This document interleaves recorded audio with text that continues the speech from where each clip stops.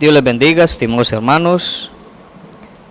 Bienvenidos a su canal Soldado de Jesucristo, al servicio de Dios, llevando el Evangelio y predicando las buenas nuevas de salvación a toda criatura. Este es el tercer video de la enseñanza de Juan 1.1 desde la sintaxis del griego. En los dos videos pasados pudimos analizar la estructura morfosintáctica del texto, analizar algunas traducciones antiguas de Juan 1.1, analizamos la estructura morfosintáctica de la cláusula B y ahorita vamos a analizar la cláusula C en este último video de esta enseñanza titulada Juan 1.1 desde la sintaxis griega. La cláusula C en griego dice que theos en ho logos. Tenemos una conjunción copulativa, el sustantivo theos, el verbo imi, un verbo en el tiempo pretérito imperfecto, modo indicativo, la voz activa y tercera persona singular. Y tenemos ho logos. Ho logos es el sujeto de la oración. Note que aquí tengo theos, el sustantivo theos lo tengo subrayado y allí lo tengo subrayado y muestro que es un predicado nominal. Ahorita vamos a hablar de lo que son predicados nominales. Este sustantivo theos lo tenemos en el caso nominativo, género masculino y número singular. Como usted podrá ver, no tiene artículo definido. En esta cláusula se han presentado muchos argumentos y muchos conceptos de parte de personas que creen que Dios son varios seres diferentes o un ser compuesto por varias personas diferentes.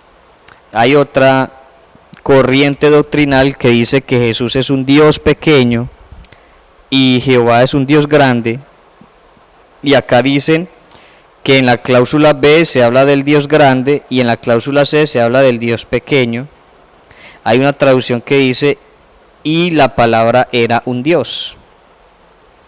Esa es la traducción del Nuevo Mundo de las Santas Escrituras. Los trinitarios interpretan este texto diciendo de que porque theos no tiene artículo definido, entonces es una cualidad del sujeto solamente, ¿sí? Y se debe interpretar como un predicado nominal cualitativo. Vamos a ver qué es un predicado nominal. En el libro Gramática Griega, Sintaxis del Nuevo Testamento, la página 31, dice: los libros de gramática usan el título predicativo o predicado nominal cuando un sustantivo es el complemento de un verbo copulativo, o sea, ser o estar, o el verbo haber, o el verbo existir. En el griego, el predicado nominal es un sustantivo en la posición predicativa en relación con un verbo copulativo. El predicado o complemento de un verbo copulativo siempre tiene el mismo caso que el sujeto de la oración o la frase. Si el sujeto está en caso nominativo, entonces el predicado está en nominativo. El predicado nominal PN es similar en alguna manera al sujeto y tiene conexión por medio de un verbo copulativo explícito o implícito. No hay una correspondencia total. Por lo general, el predicado nominal describe una categoría mayor a la cual pertenece el sujeto. Bueno, así resumiendo, entonces lo que tenemos aquí, vamos a devolver aquí una diapositiva.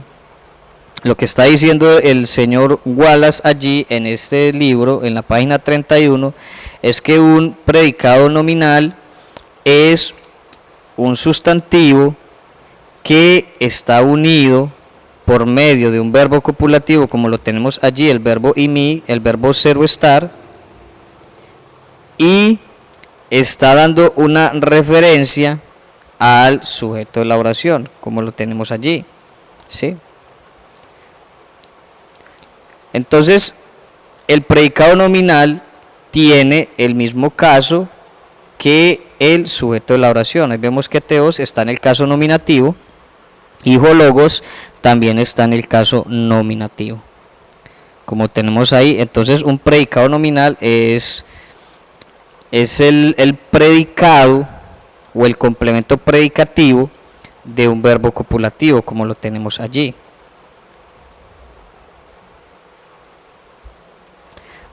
Ahora, vamos a analizar en este libro, Gramática Griega, Sintaxis del Nuevo Testamento, página 197, vamos a analizar la regla de Caldwell. Aquí encontramos unos argumentos, unas notas referentes a la regla de Caldwell. Ernest Catman Caldwell escribió en 1933 un artículo sobre el uso del predicado nominal. La regla de Caldwell es: los predicados nominales definidos que preceden al verbo normalmente no tienen artículo. Un predicado nominal que precede al verbo no puede ser traducido como indefinido o cualitativo solamente porque no tiene artículo. Si el contexto sugiere que el predicado nominal es definido, debe ser traducido como un sustantivo definido. Ahora, ¿qué es lo que nos está diciendo este señor Caldwell? Dice que cuando un sustantivo precede al verbo copulativo, o sea, el predicado nominal está precediendo al verbo copulativo, entonces no simplemente se puede traducir como cualitativo, ni simplemente se puede traducir como indefinido. Es según el contexto sugiera. Si el contexto sugiere que es definido, debe traducirse como definido. Allí lo tenemos. El predicado nominal teos, como lo tenemos ahí, está antes del verbo copulativo. Note usted, en es el verbo copulativo y antes del verbo copulativo está el predicado nominal.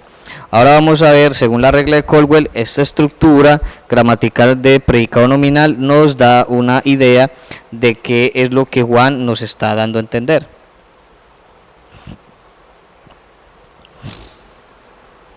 Ahora, vamos a analizar, vamos a ver unos ejemplos de predicado nominal que tenemos en la palabra de Dios.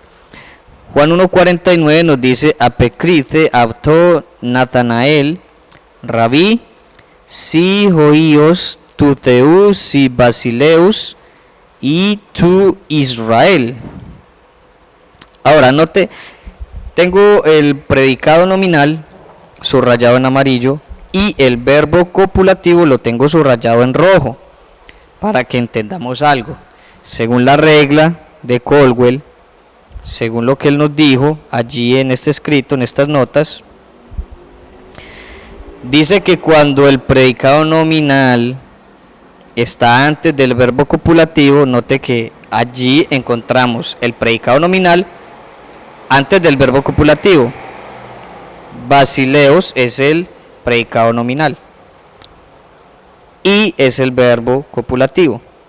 O sea, esas dos letricas allí forman una palabra que es el verbo copulativo, ei, pero se pronuncia i, el verbo ser o estar, ¿sí?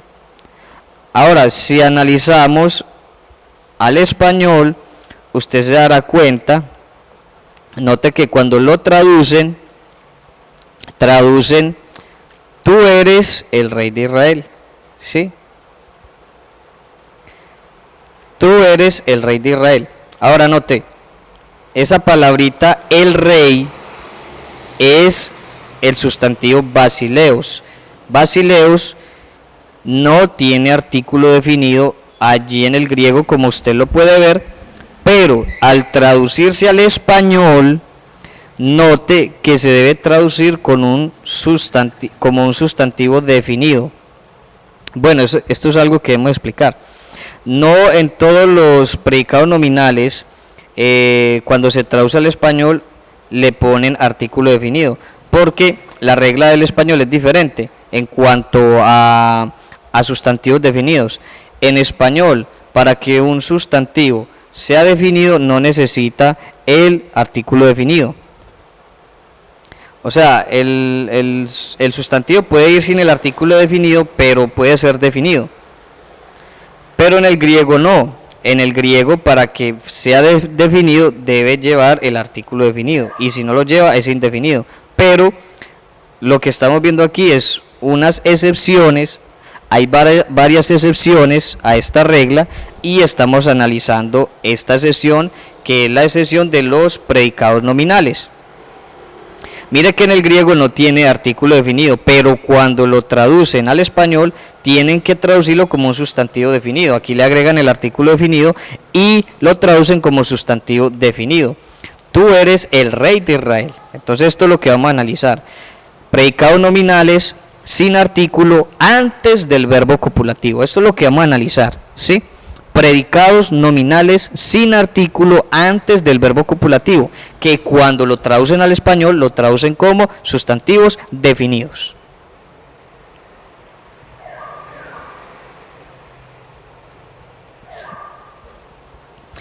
En la página 198 del libro Gramática Griega, Sintaxis del Nuevo Testamento, dice: actualmente es de común aceptación que los ejemplos de Colwell son más de predicados nominales cualitativos y no tanto de definidos. Philip B. Harner estudió muchos más ejemplos y concluyó que normalmente el predicado nominal antes del verbo y sin artículo es cualitativo. Puede ser definido dependiendo del contexto. Volvemos aquí a esta parte muy importante. Esto tiene que ver también con el contexto, ¿sí? Si el contexto sugiere que es definido, debe ser definido. Entonces, no es solamente la estructura gramatical, sino también el contexto. Eso es lo que hay que tener en cuenta, porque la gramática también tiene algunos límites, pero hay algunos personajes que abusan de la gramática y quieren forzar los textos para que digan lo que nunca dijeron. Entonces hay que tener cuidado también con esto de la gramática. Ha salido mucho personaje, por decirlo así, a hablar de gramática, pero lo que hace es violar las reglas gramaticales y no se dan cuenta que las normas gramaticales o las reglas gramaticales también tienen un límite, ¿sí? Tienen un límite. Y todo esto también depende de un contexto. Entonces, si analizamos la Biblia en su contexto lingüístico, también debemos analizarlo en su contexto doctrinal, para no salir predicando otras doctrinas que no son bíblicas, ¿verdad? En la página 198, en la misma página, dice: la única aplicación aceptable es que un predicado nominal que preceda un verbo copulativo normalmente no tiene artículo, pero puede ser cualitativo, 80% de las veces, definido o indefinido, pero muy raro, dice. Ahora, analiza este comentario que lo tengo subrayado en amarillo. Esto depende del contexto. Nuevamente, volvemos a la misma parte. Esto depende del contexto. En otras palabras, un predicado nominal antes del verbo copulativo y sin artículo es más definido que un predicado nominal después del verbo copulativo y sin artículo. El predicado nominal sin artículo que va antes del verbo copulativo es normalmente cualitativo, a veces definido y raramente indefinido. Ahora, aquí nos muestran un contraste. Nos muestran un contraste entre los predicados nominales que están antes del verbo copulativo y un contraste entre los predicados nominales que están después del verbo copulativo. Entonces dicen, en comparación, un predicado nominal que está antes del verbo copulativo es más definido que un predicado nominal que está después del verbo copulativo, porque también tenemos esta estructura gramatical. Por ejemplo, encontramos predicados nominales después del verbo copulativo, ¿sí? Son construcciones gramaticales también muy comunes que se encuentran. Pero lo que nos dice él es que cuando un predicado nominal, en comparación de un predicado nominal, cuando va después o cuando va antes del verbo copulativo, dice que cuando va antes es más definido que el predicado nominal que va después del verbo copulativo. Vea qué interesante lo que nos enseñan estos hombres, y estamos tomando es sus propios conceptos, sus propias enseñanzas. Estos hombres son eruditos del griego y ellos enseñan lo que la gramática griega dice.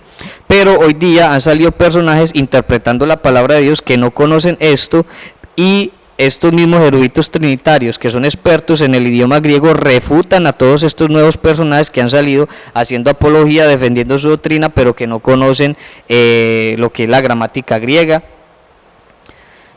pero presumen de saberla y hacen sus videos, comparten videos y enseñanzas refutando un montón de cosas, pero mal utilizando lo que son las reglas gramaticales griegas, abusando de la gramática, porque la gramática tiene también sus límites, y vemos que el contexto también es un límite, depende del contexto.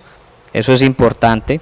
En las enseñanzas pasadas vimos los análisis de la cláusula B, cómo es que han tergiversado la interpretación de la cláusula B y le han dado una interpretación que no va de acuerdo al contexto general de la escritura, no va de acuerdo con el contexto doctrinal de la escritura y de los escritores del Nuevo Testamento, que basaron también sus enseñanzas en el cumplimiento del Antiguo Testamento, ¿sí? Entonces, vamos a analizar estos ejemplos de predicado nominal antes del verbo copulativo sin artículo definido, ¿sí? Ahora, Mateo 27:42, usted se dará cuenta, allí lo tengo en griego arriba, y el predicado nominal está subrayado en amarillo, basileos. Basileus es el predicado nominal, no tiene artículo definido y está antes del verbo copulativo. Note que estin es el verbo copulativo y basileus está antes del verbo copulativo, ¿verdad? Pero cuando se traduce al español, se traduce como un sustantivo definido. Si es el rey de Israel, ¿sí lo ve?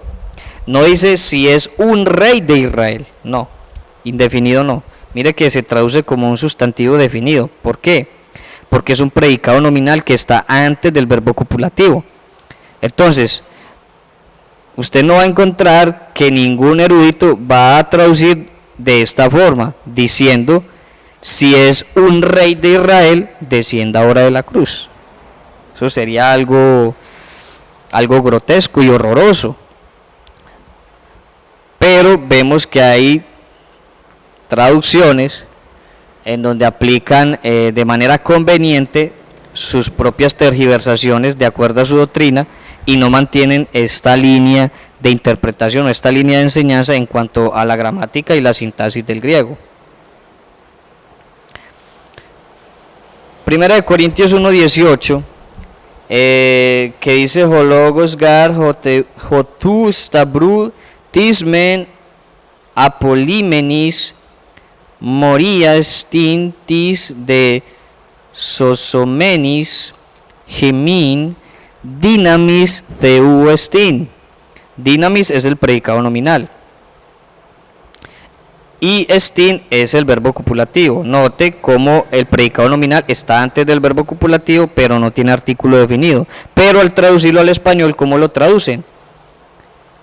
Es poder de Dios. No dice es un poder de Dios, sino es poder de Dios. O sea, es definido, poder de Dios, ¿sí? ¿Por qué? Porque es un predicado nominal que está antes del verbo copulativo, como lo tenemos allí, ¿sí? Entonces, como tenemos esa esa construcción gramatical allí, por tanto se traduce de manera definida.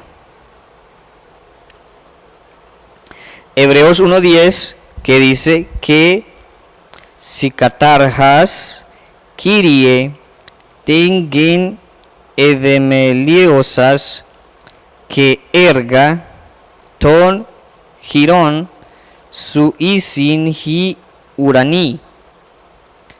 Y tú, oh Señor, en el principio fundaste la tierra y los cielos son obra de tus manos. El predicado nominal allí está en amarillo, erga, que es obra, y los cielos son obra de tus manos, obra. En griego diría, y obra de tus manos son los cielos. Este sustantivo que tenemos allí, notemos que está antes del verbo copulativo, ¿sí? Algunos de pronto dirán, no, esa construcción gramatical tan extraña, ¿cierto? El predicado nominal como tan distante, ¿cierto? Eso se llaman posiciones, hay varias posiciones predicativas, posiciones atributivas, pero sigue teniendo, aunque la sintaxis del griego es diferente, sigue teniendo el sentido. Cuando se traducen al español, mire cómo lo traducen. Y los cielos son, ¿sí ve el verbo copulativo allí? Donde lo tradujeron, donde lo pusieron. En griego está después, pero al traducirlo lo traducen antes, ¿ve? Y los cielos son obra de tus manos. ¿Debido a qué y por qué? Por el funcionamiento de la sintaxis. La sintaxis en griego es, por decirlo así, un poco más diferente, y la sintaxis en el español es un poco más diferente, ¿sí? Pero ese sería el sentido. En el español se traduciría de ese sentido, pero si leemos de manera textual diría, y obra de tus manos son los cielos, ¿verdad? El sujeto allí son los cielos, pero el énfasis va en las obras de tus manos. Ahí va el énfasis del escritor. Entonces el griego les permitía a ellos hacer énfasis en una parte de la frase, digámoslo, poniéndolo como en el orden que ellos quisieran, pero si ellos querían darle énfasis a una parte, lo ponían de primero y luego el sujeto. Note que aquí el sujeto está al final, los cielos en griego, ¿sí? Y al énfasis que se le está dando es a la obra de tus manos. Entonces note que el énfasis es en la obra de tus manos, son los cielos. Y en el español lo traducen, y los cielos, que es el sujeto, son obra de tus manos, ¿verdad?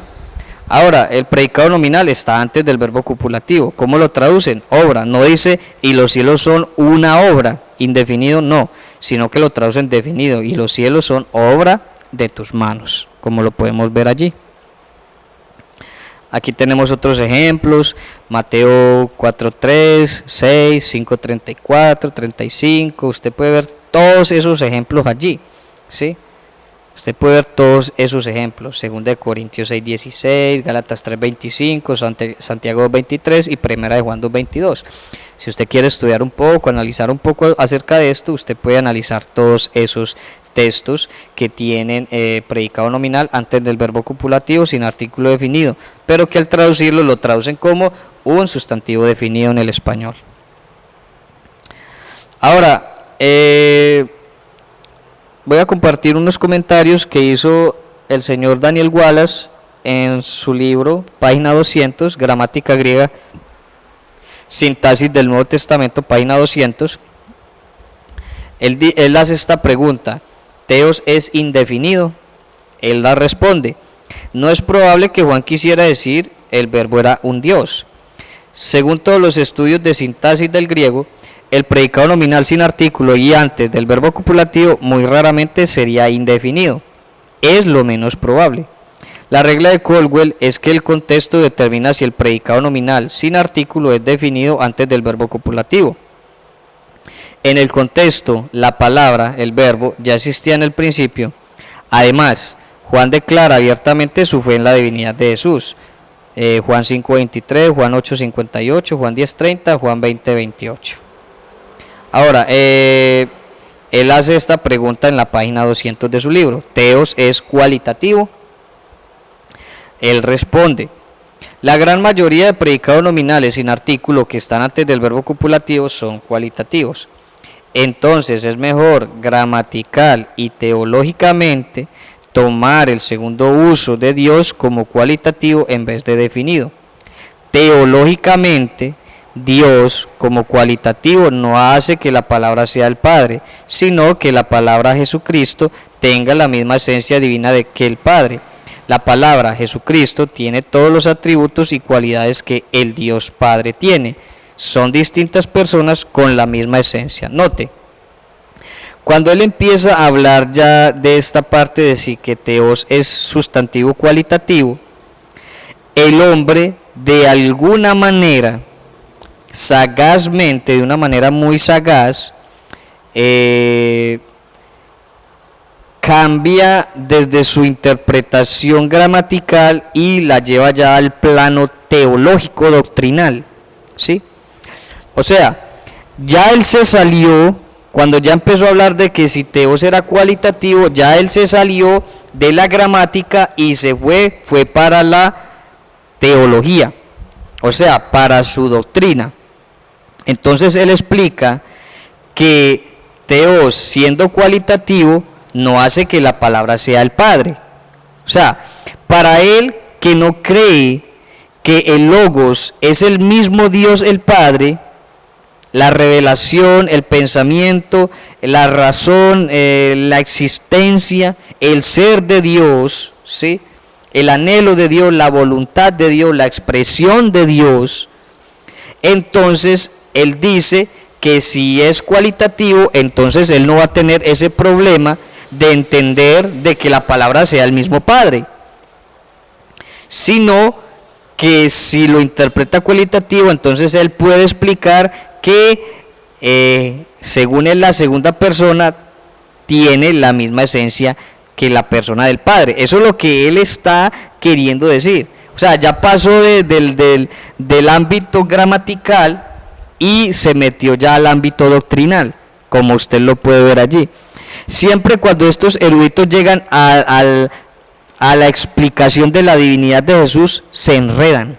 Pero nosotros le damos la gloria y la honra a nuestro Señor Jesucristo, que Dios nos reveló por su Espíritu, que Dios es uno y su nombre es uno, y que este Logos del que habla allí, como ya lo vimos en toda esta enseñanza de Juan 1.1, en el primer video, en el segundo video y en el tercer video, que el Logos no es una persona divina aparte del Padre, que el Logos no es la segunda persona divina, que el Logos es la expresión, la razón, la voluntad, el pensamiento de Dios, el anhelo de Dios, la revelación de Dios, la autorrevelación de Dios. Gloria al nombre del Señor Jesús, aleluya.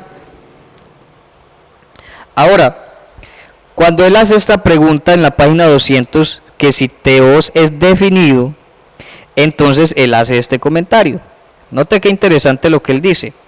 Después de Caldwell, muchos tomaron Teos como definido, ¿sí? La palabra era el Dios, como sustantivo definido. Dios tiene dos menciones definidas. El argumento es que la primera mención de Dios es articular y definida. Es articular y definida. La palabra era con el Dios. Entonces, la segunda mención es definida. No tiene el artículo porque es el predicado nominal antes del verbo copulativo.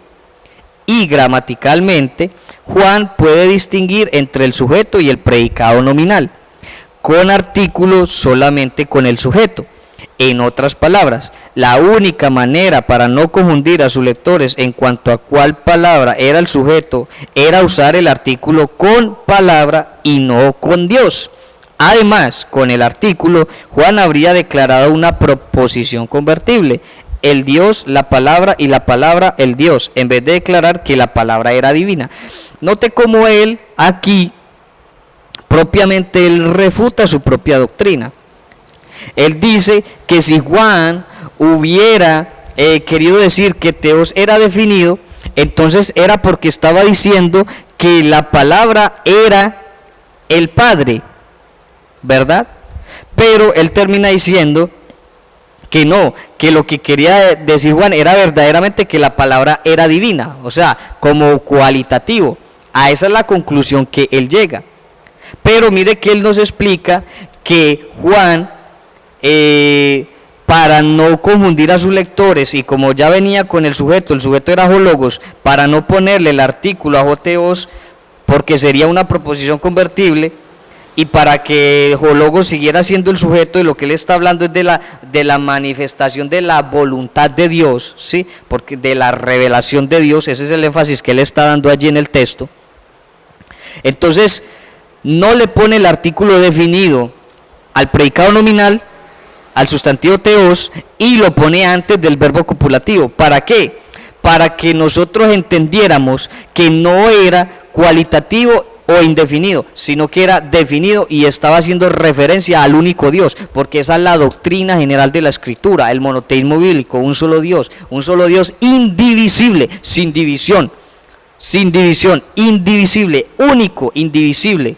Aleluya, gloria a Dios. Ese es el Dios que nosotros predicamos, aleluya. Ese es el Dios todopoderoso, que siendo espíritu se manifestó en carne, aleluya, y fue conocido en este mundo como Jesucristo el Señor, gloria a Dios. Entonces vemos cómo estos hombres empiezan hablando de gramática, pero terminan hablando de doctrina.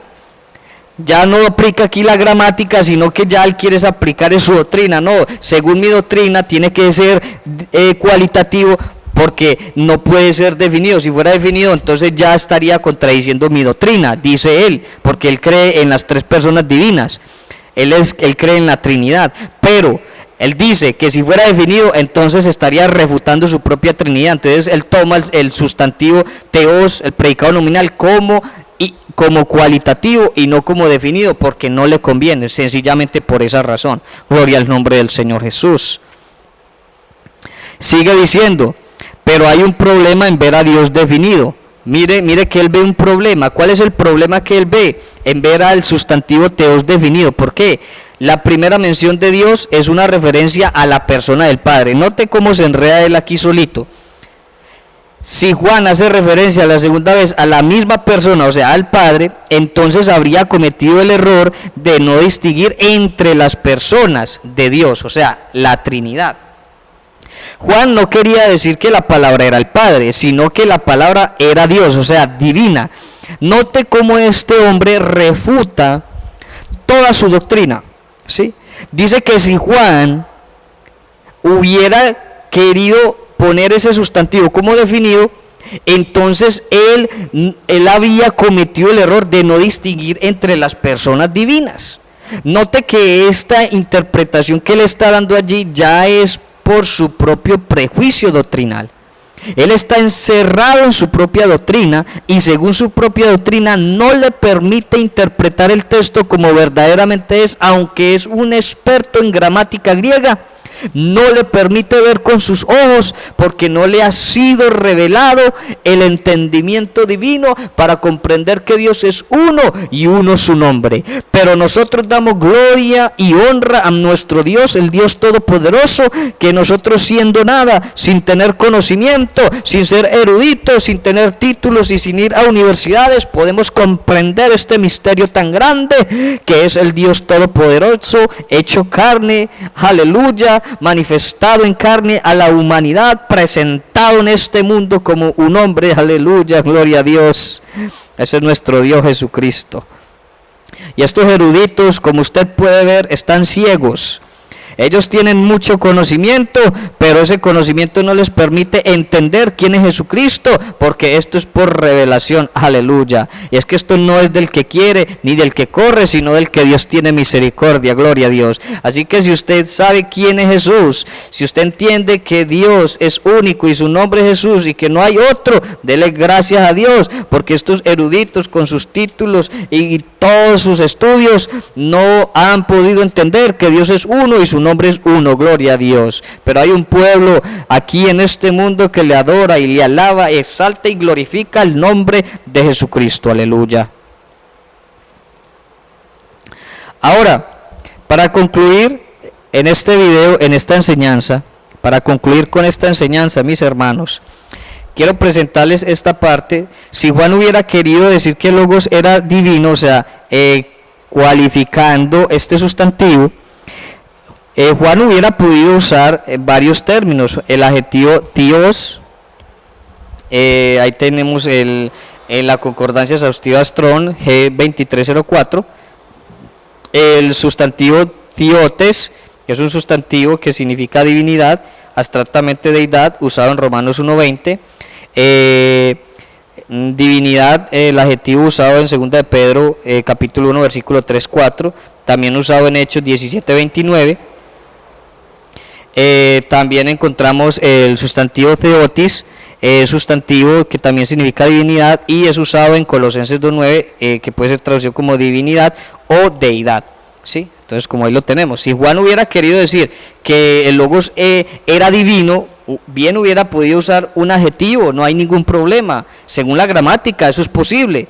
Hubiera podido decir que era divino, no hay ningún problema. Pero ¿por qué estos eruditos le ponen tantas trabas a Juan 1:1? ¿Por qué? Porque ellos no razonan, porque ellos no entienden, ellos quieren comprender y reinterpretar la palabra de Dios a su acomodo, no como lo escribieron los apóstoles, no como la revelación del Espíritu Santo lo va a entender, sino como ellos lo quieren interpretar. Pero aquí hay un pueblo que predica el nombre de Jesús, aleluya, y unos siervos también que defienden la doctrina apostólica, gloria a Dios. Ahora, Juan 1:1, en argei en hologos, que hologos en proston theon, que theos en hologos, podemos traducirla de esta manera, parafraseándola de esta manera, directamente desde el griego al español podemos tener esta interpretación. En el principio ya existía la palabra, y la palabra estaba en Dios, y la palabra era el Dios, ¿sí? O sea, el Padre, porque no hay otro Dios. Gloria al nombre del Señor Jesús. Ahí está. Y la palabra estaba en Dios. Esta explicación la doy en el segundo video sobre la cláusula B, porque se debe traducir y la palabra estaba en Dios. Gloria al nombre del Señor Jesús. Y la palabra era el Dios. Aleluya, gloria a Dios. Nunca hablando de dos personas divinas, sino hablando del único ser, del único Dios todopoderoso y su logos, su palabra, su pensamiento, su voluntad, su expresión, su anhelo, gloria a Dios. En Efesios 1:9 encontramos esta conclusión a la que llegamos, dándonos a conocer el misterio de su voluntad, según su beneplácito, o sea, según su anhelo, el cual se había propuesto en sí mismo, ¿sí? El cual se había propuesto en sí mismo. En Dios ya había un anhelo, un pensamiento, un plan. ¿Cuál era este plan? Reunir todas las cosas en Cristo, ¿sí? En la dispensación del cumplimiento de los tiempos, así las que están en los cielos como las que están en la tierra. Entonces, este propósito, este anhelo de Dios era reunir todas las cosas en Cristo, tanto las celestiales como las terrenales, en el cumplimiento de los tiempos, en Cristo Jesús. Aleluya, gloria a Dios. O sea que antes de crear todo, absolutamente, Él ya tenía planeado todo esto en su voluntad, y era su anhelo. Se había propuesto en sí mismo rescatar a la humanidad, se había propuesto en sí mismo venir a este mundo como un hombre y dar su vida, derramar su sangre para el perdón de los pecados de la humanidad. Qué Dios tan grande, qué amor tan grande el de este Dios soberano, aleluya. Gloria al nombre del Señor Jesús. Amigos, si usted ve este video, el Señor Jesucristo le ama. Hermanos, si usted ve este video, siga adelante en el nombre de Jesús. Siga predicando el Evangelio en el nombre de Jesús. Aleluya. Oh, gloria a Dios. Aleluya. Que cosas grandes vienen. Cosas muy grandes y poderosas vienen. Aleluya. Gloria a Dios. Colosenses 1:19 dice: por cuanto agradó al Padre que en él habitase toda plenitud, y por medio de él reconciliar consigo todas las cosas, así las que están en la tierra como las que están en los cielos, haciendo la paz mediante la sangre de su cruz. Note cómo la misma palabra nos va guiando y nos da dando a entender cuáles eran estos propósitos de Dios, ¿sí? Los propósitos de Dios, el anhelo de Dios, la voluntad de Dios, el plan de Dios, lo que Dios iba a hacer, lo ejecutó, aleluya. Y note como en Apocalipsis 13:8 dice: y la adoraron todos los moradores de la tierra cuyos nombres no estaban escritos en el libro de la vida del Cordero, que fue inmolado desde el principio del mundo. Note que desde el principio del mundo ya esto Dios se lo había propuesto en sí mismo, ¿sí? ¿De qué? De venir a este mundo como un cordero, como un hombre, ¿sí? Y morir en la cruz del Calvario y derramar su sangre. Mire que dice que el cordero que fue inmolado desde el principio del mundo, gloria al nombre del Señor Jesús. ¿En dónde? En el logos de Dios, en el plan de Dios, en la mente de Dios, en el ser de Dios, en la razón de Dios. Gloria al nombre del Señor Jesús. Muchas gracias, mis hermanos y amigos. Dios les bendiga grandemente. Soy su hermano y amigo, soldado de Jesucristo. Edwin Cardona es mi nombre. Gloria al nombre del Señor Jesús. Estimado amigo y hermano que visitas este canal, suscríbete a este canal y apóyame en estas enseñanzas, para seguir compartiendo estas enseñanzas, para seguir dando a conocer el Evangelio a toda criatura, a todos estos amigos trinitarios, a todos estos amigos que creen otras doctrinas extrañas, que no conocen a Jesús. Ayúdame a compartir estas enseñanzas, ayúdame a seguir predicando este evangelio. También te pido oraciones, que ores por mí, por mi vida, por mi familia, para seguir con este ministerio, para seguir con esta predicación, para seguir predicando el evangelio. Estimado hermano, suscríbete a este canal, dale me gusta y comparte esta información con todos los hermanos y amigos. Muchas gracias por visitar este canal. Dios les bendiga grandemente. Paz de Cristo.